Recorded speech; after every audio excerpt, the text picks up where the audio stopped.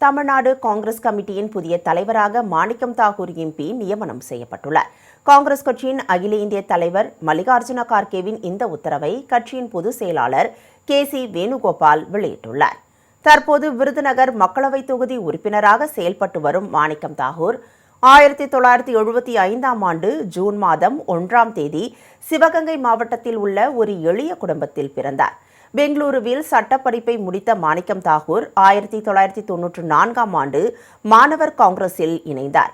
1995ஆம் ஆண்டு மாவட்ட பொதுச் செயலாளர், 1996ஆம் ஆண்டு இந்திய தேசிய மாணவர் சங்கத்தின் தேசிய பொதுச் செயலாளர், 1998ஆம் ஆண்டு அந்த சங்கத்தின் அகில இந்திய தலைவர் என்று அடுத்தடுத்து கட்சியின் உயர் பொறுப்புகளை வகித்தார்.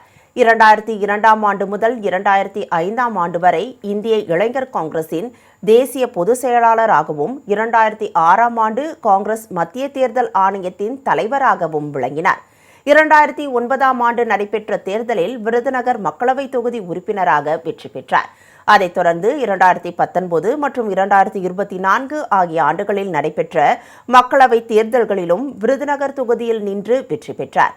மேற்கு வங்காளம், பீகார் மற்றும் அசாம் மாநிலங்களுக்கான மக்களவை தேர்தல் ஆய்வுக்குழு உறுப்பினர், ஹரியானா சட்டமன்ற தேர்தல் ஆய்வுக்குழு உறுப்பினர், மக்களவையில் காங்கிரஸ் எம்பிக்களின் கொறடா, கர்நாடக மாநில காங்கிரஸ் பொறுப்பாளர் உள்ளிட்ட பல்வேறு முக்கிய பொறுப்புகளையும் மாணிக்கம் தாகூர் வகித்திருக்கிறார். இந்நிலையில் தமிழ்நாடு காங்கிரஸ் கமிட்டியின் தலைவர் பதவி தற்போது அவருக்கு வழங்கப்பட்டிருக்கிறது.